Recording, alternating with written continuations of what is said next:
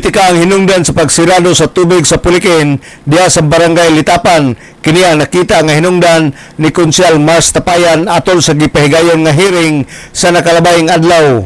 Ang maong hearing in need of legislation uban ni Konsyal Tapayan ang iya mga kauban sa konseyo ning Dakbayan nga gipahigayon sa Asinso Osamis Session Hall. Ang maong hearing ang gitambungan usab kini sa mga lumulupyo sa Barangay Litapan, mitambong usab si Barangay Kapitan Nieva Vergara ug mga konsyales sa maong barangay. Diha usab ang kanhi Barangay Kapitan nga si kanhi Kapitan Largo. Atol sa maong higayon nagpadayganay sila sa ilang gibati sa matag usa kabahin sa tubig nga gisiradan. Matod pa dunay mga linya sa tubig nga gipasiradaan ni Kapitan Nieva Vergara tungod kay dili sila managsama og partido sa politika.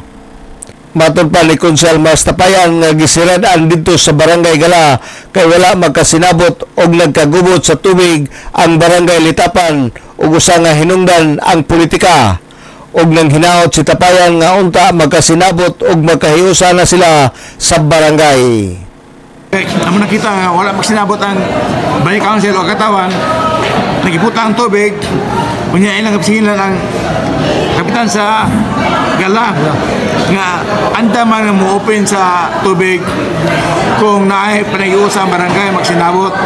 So ang kita is commission gap na politika ka ba ang eleksyon sa barangay next year man. So nakita nimo nga doon lagi politika sa barangay.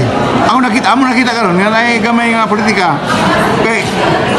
Ang nadalas tubig kato si kagat Ilikone nga taga Galasaona nya nabalin siya sa Litapan na imo kagawad kay sa nadalas tubig siya naggasto sa mga topo gastoon na itubo daan sa gobyerno ilang gigamit na ang paggasto sila na ni Kapitan Largo ona nya iyang gisir sa Kalitapan ang tubig nya pagka human seleksyon nga si Kapitan Brigada na mo kapitan iya sab nga i-expand sa ubang purok so basta mabinan ang ubang purok sa tubig di lang sa purok nga nasa balay ni Ilacone nga iyang gisir sa iyang silingan si expand naabot karon sa panahon nga wa magsinabot si City Councilor Mars Tapayan.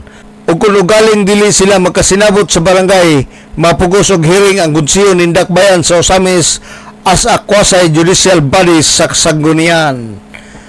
Alang sa DXDD Radio Campana, ang radyo sa simbahan, WD45 Dudong Bargamento, Danag sa Dakbayan.